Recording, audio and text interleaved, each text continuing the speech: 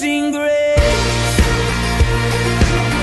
This is unfailing love, that you would take my place, that you would bear my cross. You laid down your life, that I would be set free. Oh, Jesus, I sing for all that you've done for me.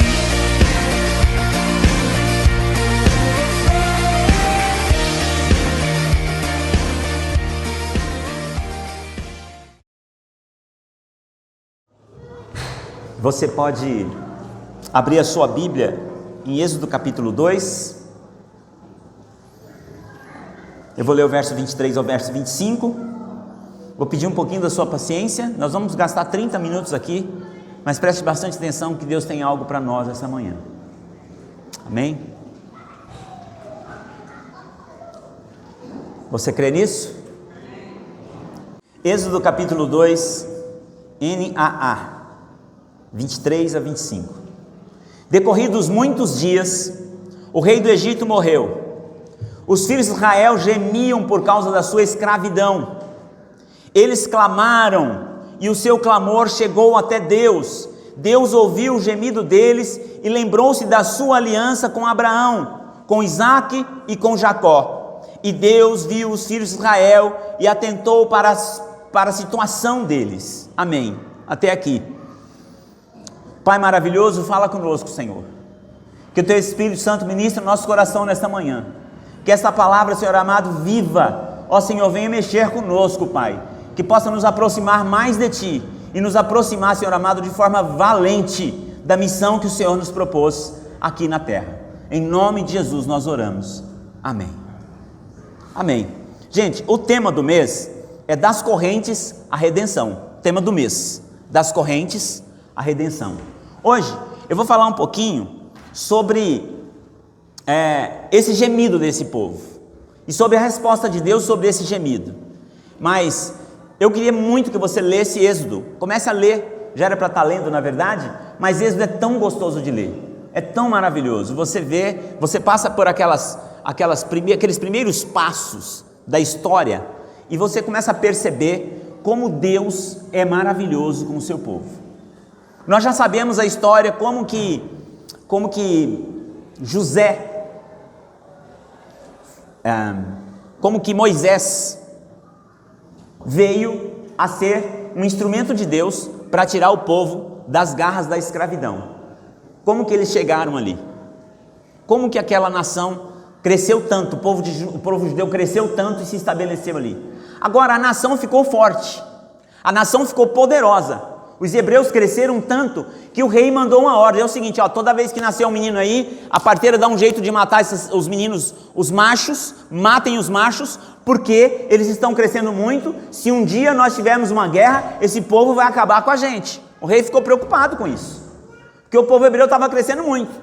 E aí conta a história de Zifrá e Puá. Zifrá e Puá, duas enfermeiras, que elas deram um jeito, desobedeceram a ordem do rei, do faraó lá, e resolveram salvar a vida das crianças. Contaram a história lá e salvavam a vida das crianças. E a coisa foi apertando, e a coisa foi apertando, e a coisa foi apertando. Nós sabemos como que Deus usou Moisés desde cedo. E ele acabou indo para o deserto, fugitivo, porque queria defender o povo na força dele. E Deus tinha um jeito certo de defender o seu povo. Moisés descobriu a sua descendência. Descobriu que ele era filho, na verdade, biológico de Joquebede. Quem sabe o nome do pai de Moisés? Amrão, né? Parabéns. Amrão. E teve um filho chamado Arão. Amrão, você sabia, vou contar uma curiosidade para vocês. Você sabia que Amrão era sobrinho de Joquebede? E casou com Joquebede? Está escrito aí. Ele tomou a tia e casou. Deus faz uns negócios, gente. Deus Deus trabalha de uma forma tão especial, porque Ele nos ama. Se você lembrar da sua história, lembra da sua infância aí. Como que era? Onde você trabalhava? Como que era a sua família? Como que era a finança da sua família, seus pais? Como que eles trabalhavam? Como que era a dinâmica da sua casa? Quando a gente lembra disso, eu lembro que eu trabalhei na roça, fui vendedor de jornal, fui jornaleiro, vendia bolo na escola onde eu estudava. Eu lembro da minha infância, eu lembro de tudo, eu lembro das falas do meu pai, como que o meu pai falava com a gente, como meu pai dirigia a gente para a vida, né? Uns conselhos do meu pai assim que eu nunca esqueço, quando ele chamou os adolescentes e ele falou o seguinte: vocês já têm idade para ir para a igreja sozinhos, vão, eu e sua mãe não vamos chamar mais vocês, agora é com vocês. Meu pai educou a gente até um ponto, depois ele falou assim: agora é com vocês, eu não obrigo mais vocês a vir para aqui, porque a gente ia às vezes puxado pela orelha para a escola dominical. Meu pai tinha aquela ordem: olha, aqui tem um galo, e esse galo aqui, quem manda sou eu. Quem manda sou eu. Sabe de uma coisa, irmãos? Deus chama líderes para tomar atitude, para tomar posição, para tomar o seu lugar. Um líder covarde não consegue conduzir ninguém. Um líder covarde, alguém chega no lugar dele e toma o lugar dele. E ele perde aquilo que era para ele fazer, vem alguém e faz. A Bíblia não fala que se vocês não falarem, até as pedras clamarão? Gente que nunca teve um projeto de vida cristã, de repente se vê pregando a palavra, porque tem gente que não está pregando. Voltando para o contexto, Moisés lá então trabalha para o sogro e Deus começa a usar Moisés para livrar o povo, e Deus ouviu o gemido do povo. Irmãos, presta atenção numa coisa: nós vivemos tempos difíceis marcados por dores, pressões e lutas. Mas esse texto aqui de Êxodo nos mostra uma verdade poderosa a respeito de nós hoje. Uma verdade poderosa sobre nós hoje. O sofrimento dos israelitas, irmãos, sob a escravidão egípcia, é um espelho das dores que nós enfrentamos hoje. É um espelho das dores que nós enfrentamos hoje. E assim como ele interviu no passado, ele ainda opera a libertação hoje. Ele interviu lá para livrar o povo dele da escravidão. Existiam muitas perseguições, muitos tipos de crueldade que eles sofriam diante do poderio egípcio.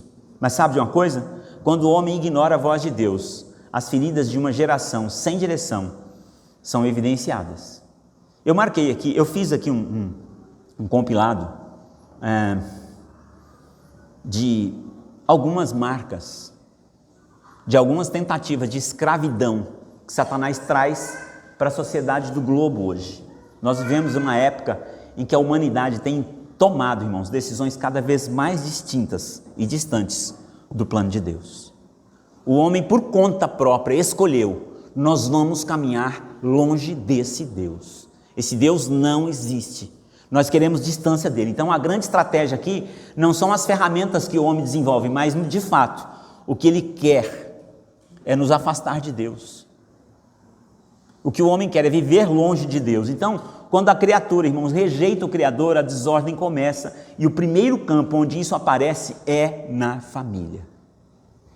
Nós nunca tivemos a família debaixo de um fogo cerrado tão poderoso do inferno para destruir, para acabar com a família. O trabalho de Satanás de destruir o povo de Israel lá, quando eu falei que a gente lembra das nossas origens, vamos pensar agora de forma global, lembrando das nossas origens. As nossas origens estão aqui, ó.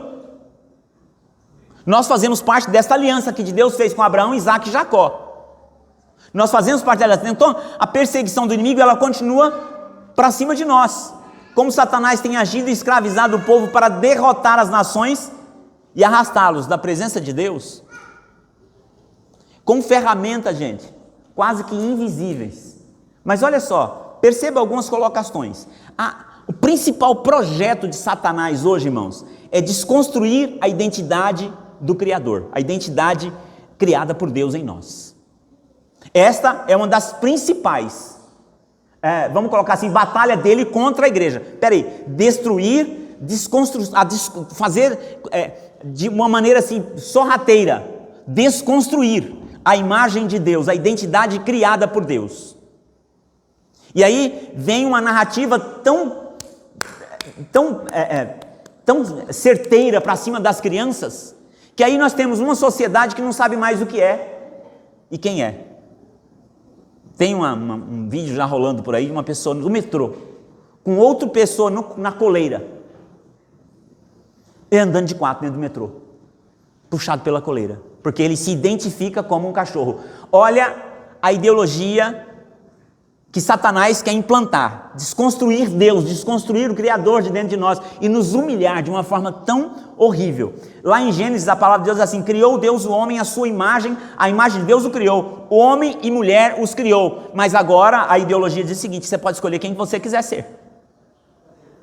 Se você falar assim, eu me identifico como um copo, então você é um copo. Então a realidade deixa de existir e a vida acaba.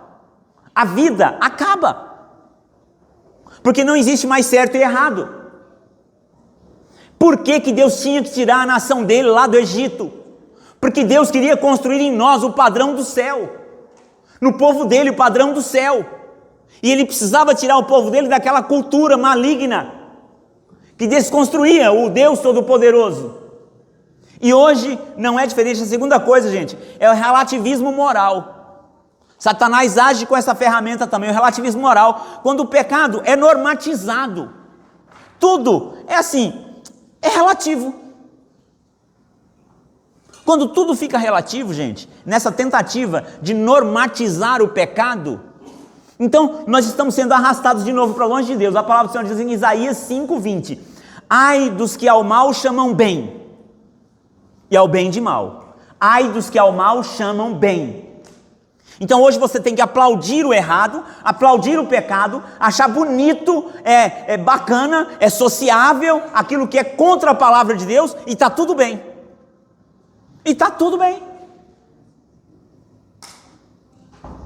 Há um número grande de pessoas, com todo respeito e carinho, viu, irmãos? Eu sei que a gente está gravando para pôr no YouTube. Há uma multidão de pessoas que vão para a igreja hoje para assistir um show, para ouvir música boa, para ouvir uma banda legal. Tem uma coisa errada nisso, pastor? Não, mas quando isso toma o lugar de Cristo, está totalmente errado. Nós estamos normatizando também um culto ao grande eu sou. Nós viemos aqui para cultuar a Deus e ouvir o que Ele tem para nós, para os nossos corações. Nós não viemos para assistir um show, nós viemos para nos equipar, para sair daqui e ministrar as verdades de Deus. Porque se nós não percebermos, se nós não prestarmos atenção, ficarmos atentos, nós saímos daqui para produzir um monte de nada. Nós não fomos chamados, irmãos, a princípio, a primeiro lugar, para produzir um show, não, de forma alguma. De forma alguma. E eu acho que a música tem que ser boa mesmo, tem que investir mesmo, tem que ser bacana mesmo. Nós estamos fazendo um investimento agora de novo na mídia para a gente ter uma coisa muito boa na televisão e aqui na igreja presencial. Mas isso não pode ser o lugar prioritário no coração do cristão, porque a terceira maneira, então a gente fala do relativismo, a terceira maneira é a idolatria do prazer e do ego. Aí se me faz tão bem.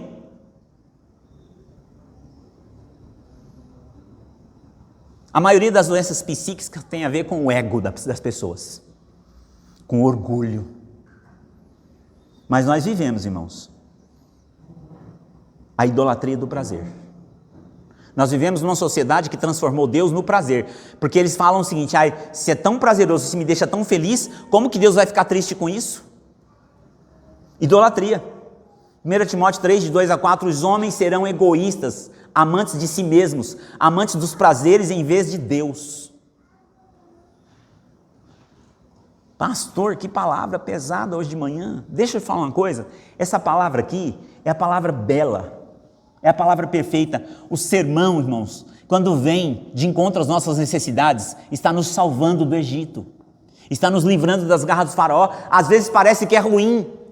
No meio do caminho, alguns começaram a reclamar: Moisés, você trouxe aqui a gente para morrer, aqui, mas a gente morria lá mesmo. Trouxe aqui, não tem cebola, aqui não tem alho, aqui não sei o quê. E começaram a reclamar, e a reclamar, e a reclamar, porque estavam sendo aculturados nessa ideologia do prazer. Deus é o prazer, é tudo que eu posso comer, é tudo que eu posso vestir, é o que eu posso viver, isso que é Deus. E isso é tanto Deus na cabeça de muito crente hoje, que tem muito crente vindo para a igreja para receber, para conquistar o sucesso, para mim ter o meu primeiro milhão, para mim ficar rico, para mim ter um empregão, para mim ter um carrão. Isso não é evangelho. Isso não é o projeto de Deus para nós. Isso é uma coisa natural para aqueles que servem a Deus com prazer e dignidade, com autoridade, sendo serviçal, se curvando, lavando pés. Isso é natural para a vida do crente. Nós buscamos o reino. Nós estamos em busca do reino. E essas coisas para nós tem que ser uma coisa natural, não tem que ser um alvo da nossa busca. Quando isso vira o alvo, Jesus fica em segundo plano. Então não podemos deixar que a ideologia do prazer tome o lugar de Deus no nosso coração. E aí Satanás também usa a ferramenta do enfraquecimento da família. Olha o Salmo 127, se o Senhor não edificar a casa, em vão trabalham os que edificam. O enfraquecimento da família, irmãos, os pais perderam a mão, precisam contratar um profissional para me ensinar como é que cria o meu filho, como é que diz não para o meu filho, porque as ideologias agora dizem que eu não posso dizer não, se eu dizer não, eu vou traumatizar o meu filho. E a Bíblia fala que a gente tem que traumatizar. Como assim, pastor?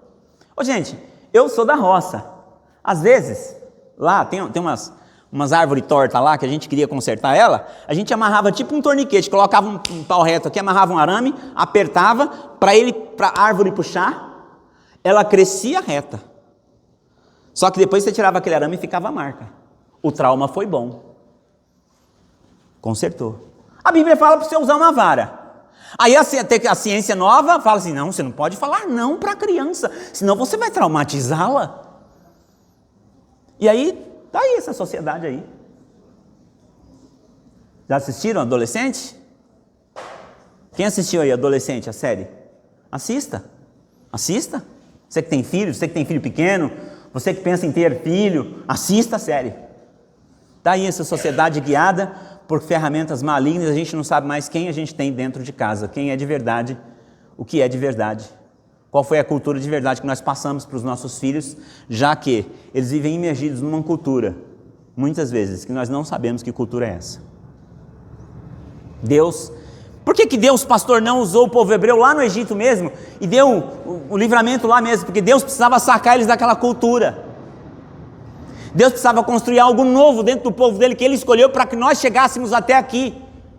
E a coisa foi tão séria, que até os que saíram de lá, morreram pelo caminho, só os que nasceram pela caminhada dos 40 anos, é que nos representaram, porque a cultura divina novamente foi implantada no coração dos jovens que nasceram durante a caminhada no deserto.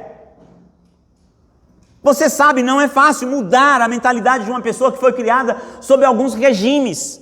Você sabia que 70% se convertem ao evangelho dos 4 aos 12, 13? Depois essa taxa vai diminuindo.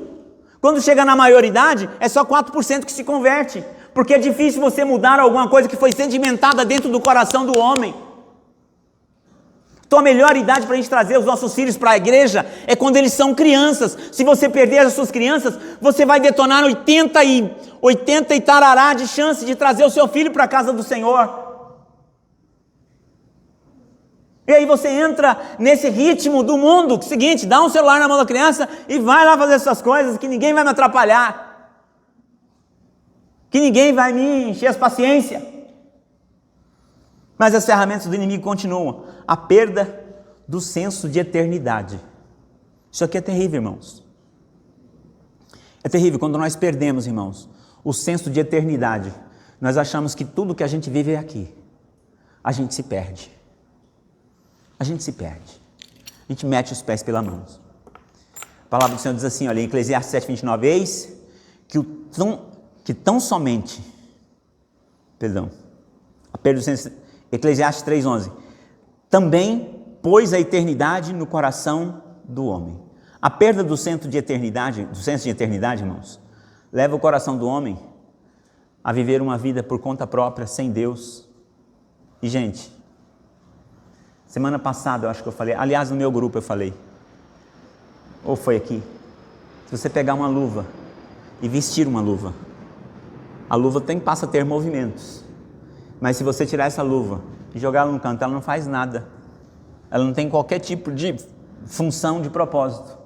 A luva só funciona se você colocar na sua mão, ela protege os seus dedos, mas ela pode ser usado para pegar uma coisa quente, para fazer alguma coisa que você queira. Nós somos só uma luva, irmão, sem Deus. E se a gente tirar Deus de dentro da gente, nós nos tornamos imprestáveis. Imprestáveis. Há uma última lição, que é a tecnologia sem temor, com uma reprodução sem princípios. A gente vê tanta coisa acontecendo. Eu não sou contra a ciência. Eu sei que existe uma moda agora que é de congelar os óvulos para você ter o filho mais tarde. Quando isso não passa de uma escolha banal e vaidosa, eu penso que é uma coisa muito maligna, porque imagina uma coisa, um mundo sem jovens. Como assim, pastor, sem jovens? Irmãos, do 24 até os 50, o homem é a força de trabalho, é o que movimenta economicamente uma nação. Imagina então uma coisa, um mundo de pessoas de mais 50 e de crianças. Quem é que sustenta isso aqui? Quem é aqui? Qual é a força de trabalho aqui? Só tem criança e velhos? As pessoas querem viver o máximo do prazer. E lá no final das vidas, eu quero ter um pouco mais de prazer, deixa eu ver como é que tem um filho. A Europa está fazendo isso. Tem muita gente fazendo isso. Eu sei que para alguns Deus não deu, irmãos. Para mim e para minha esposa, nossos filhos são filhos do coração. Deus fez assim. Eu entendi que era a vontade de Deus assim. Encarei. Mas nós não podemos fugir da responsabilidade daquilo que Deus, para qual nós somos criados. Eclesiastes 7:29, eis que tão somente achei que Deus fez o homem reto, mas ele buscou muitas invenções. Ele buscou muitas invenções. Então, o coração do homem sem Deus é como um navio sem bússola, ele até navega, mas ele está perdido. Se nós quisermos ver famílias restauradas, identidade curada, filhos seguros, nós precisamos voltar à palavra e permitir que Deus governe as nossas casas. Depois dessa introdução, eu queria falar bem rapidamente 4 ou 5 coisas que Deus respondeu aqui nesse texto de Êxodo 2, de 23 a 27. Eu só queria dar esse panorama para vocês entenderem o seguinte: Deus tem um plano conosco, irmãos. E esse plano de Deus, de manter um Deus vivo, poderoso e eterno dentro de nós, começou lá com Abraão. E até quando ele estava livrando o povo do Egito, ele estava trabalhando isso, porque viria Jesus. O Salvador viria através dessas gerações. Foi assim que aconteceu. Mas para nós hoje não saímos para casa, meu Deus, com todas essas ferramentas, como é que eu vou livrar o meu filho? Como é que eu vou livrar a minha família? Como é que eu vou pregar o evangelho diante de tantas coisas? Deixa eu falar uma coisa para você: nenhum poder humano é eterno. Reis morrem, reis caem, sistemas mudam, e o texto está dizendo: morreu o rei do Egito.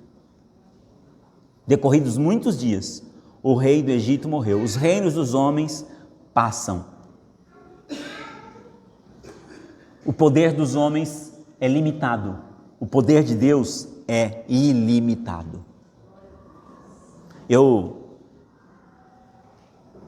Há anos atrás falei para vocês que eu estava na sala da minha casa no começo do pastoreio em Indaiatuba, quando eu vi na Roda Viva, na TV Cultura, se não me falha a memória, alguém falando que o projeto da Globo era que cada casa no Brasil tivesse um homossexual.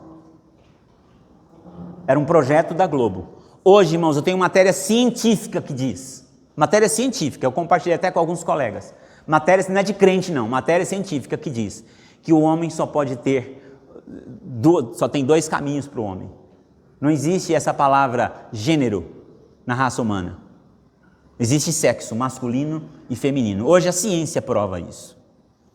Mas a ideologia, as falácias, as narrativas, elas escondem o verdadeiro eu.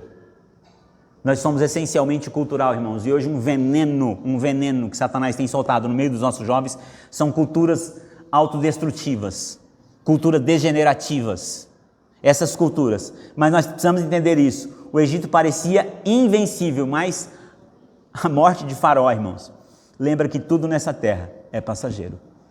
Tudo nessa terra é passageiro. O Faraó que estava perseguindo o povo de Deus, aliás, o Faraó morreu, alguns faraós morreram, mas o amigo o amigo de José, quando foi para o Egito, irmãos, morreu. E as coisas começaram a... Opa! Quando o povo achava que estava tudo bem, Deus permitiu uma perseguição, porque eu não quero vocês longe de mim. Não quero vocês. Deus, porém, permanece para sempre. A esperança do povo de Deus nunca deve estar nos reinos terrenos, mas no reino eterno. A esperança do povo de Deus nunca deve estar nas coisas materiais, mas no sobrenatural de Deus. Entenda isso.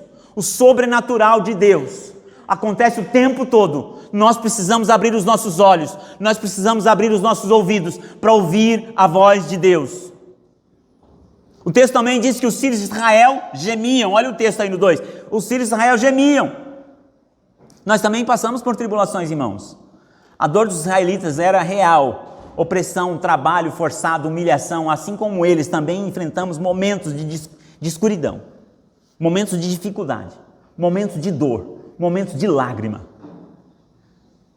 Eu imagino nessa crise que nós estamos vivendo no país, dessa inflação que está voltando aí acelerada, alguns pais com salário mínimo, tendo que economizar cada centavo para chegar no final do mês, não faltar o leite das crianças, não faltar a passagem do ônibus, não faltar o mínimo, o básico para a sobrevivência. Nós passamos por momentos difíceis, por um governo fora da presença de Deus, mas muitas vezes, irmãos, é ali que Deus começa a mover as peças da nossa libertação. O povo estava passando por uma grande perseguição, mas foi exatamente naquele ambiente que Deus começou a mover as peças.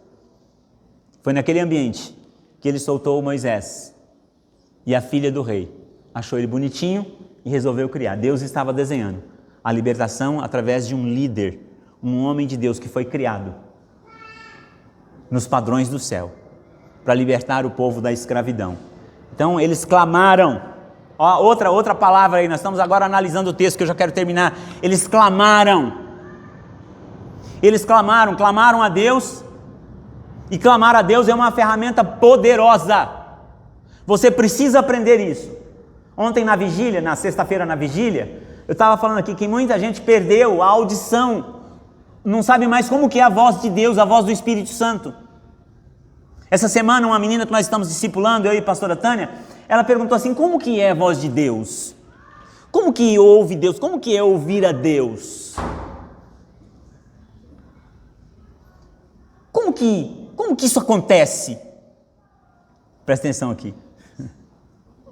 Como que isso acontece? Você sabe o som da voz de Deus? Deus fala no teu coração quando você acorda de manhã. Deus colocou, irmãos, a centelha dele dentro de nós. Nós precisamos entender o seguinte: ouvir Deus deve ser uma coisa natural para o crente que ora. Mas para um crente que não ora, não é. Ele fica curioso, invejoso e pensando: como que é isso? Como que é ouvir Deus? Criatura, você é filho de Deus. Você foi formado por Ele, você recebeu o fôlego de vida por dele. Então ouvir Ele não deve ser um mistério. Ainda mais um Deus que te ama tanto, que quer tanto a você. Eles clamaram. O clamor do povo, irmãos, foi grito da alma. Quando já não tinha forças, eles clamaram a Deus pelo Deus vivo. Já não tem mais saída, o que a gente vai fazer? Foi ali que Deus levantou um líder. O clamor é mais do que uma oração, é uma declaração da dependência de Deus. Senhor, eu dependo de Ti. Senhor, eu preciso de Ti. Senhor, eu não sou nada sem Ti.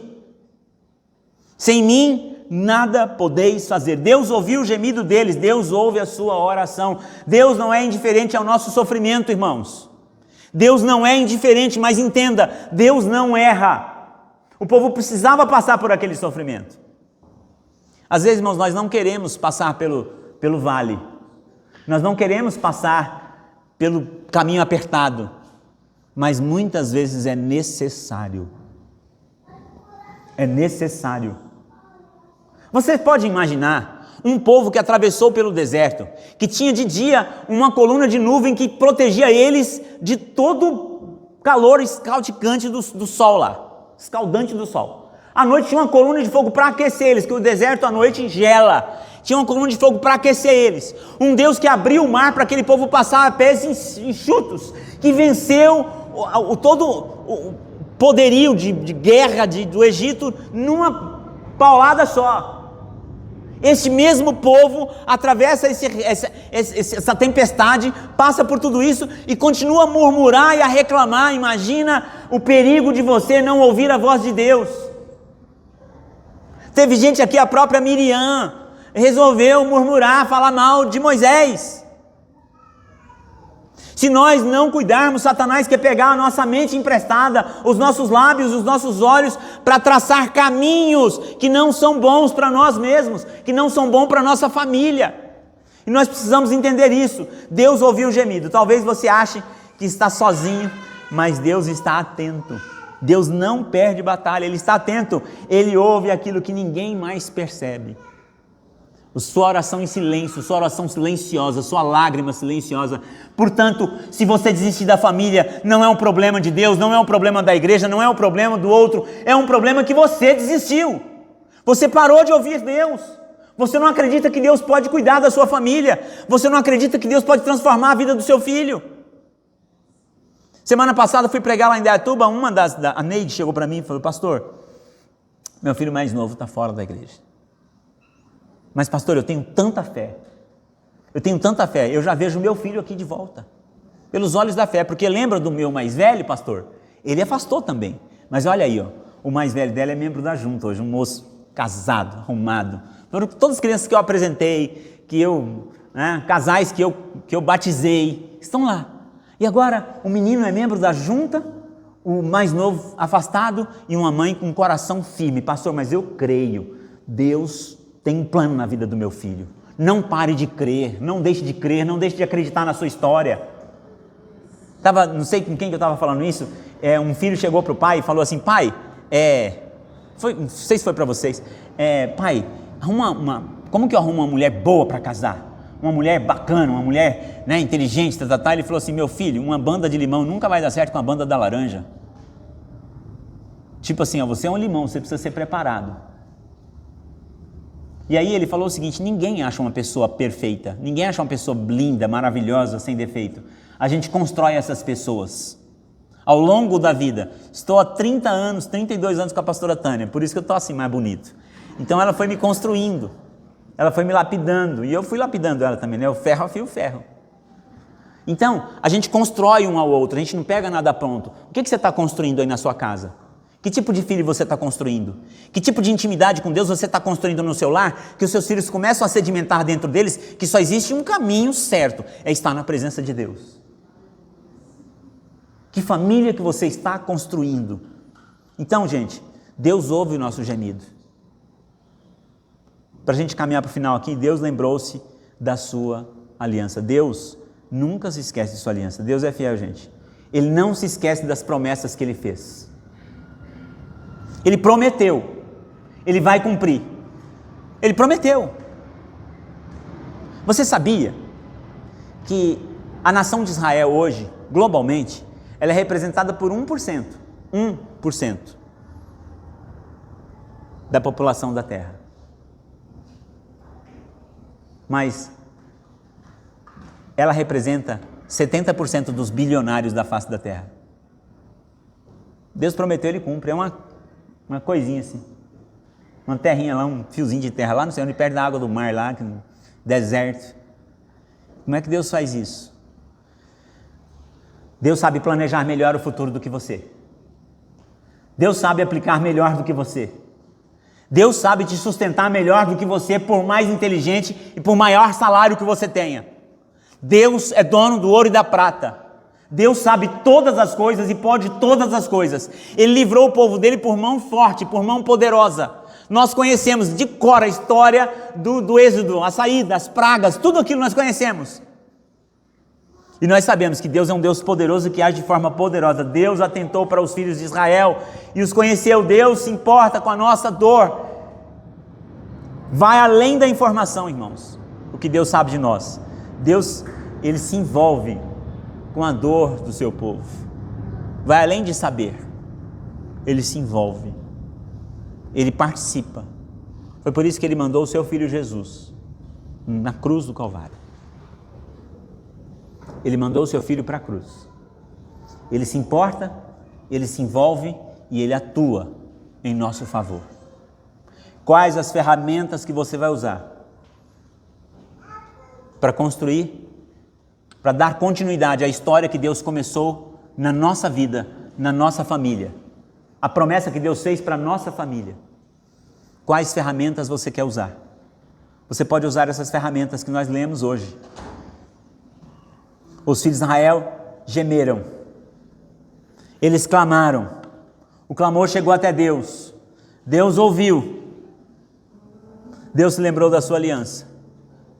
Deus atuou com graça, dando uma geração forte, lapidada segundo o teu querer, para que nós pudéssemos chegar aqui. Então, se hoje você está gemendo sob o peso de alguma escravidão, de algum medo, de alguma dúvida, de alguma insegurança, eu quero dizer para você o seguinte: foi Deus que te chamou. Você não precisa querer lugar de ninguém, você não precisa tomar nada para a sua vida, porque Deus, que Deus tem para você, Ele te dá. Na hora certa, Ele te dá. Você não precisa se ocupar, olha, agora eu estou na empresa e eu vou ter que... Você não precisa subir em cima de ninguém, pisar em cima de ninguém, tomar nada de ninguém, convencer ninguém. Porque Deus dá enquanto os seus dormem. É Deus que faz assim com o homem. Foi Deus que fez assim com José, foi Deus que fez assim com Moisés, foi Deus que fez assim com Daniel. Vem aqui, Daniel. Está todo mundo contra você, né, Daniel? Vem aqui. É Daniel. Se você crê em Deus, curva a sua cabeça. Eu quero crer, irmãos, que Deus já falou conosco.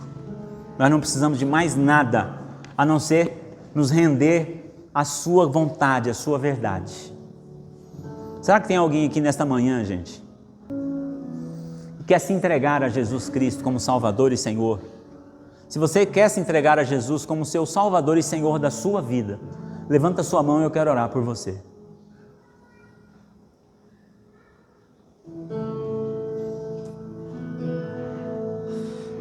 Tem alguém aqui hoje, passando por tribulação, passando por medo, por insegurança? Levante a sua mão em nome de Jesus. Eu quero orar com você. Amém. Deus te abençoe. Deus te abençoe.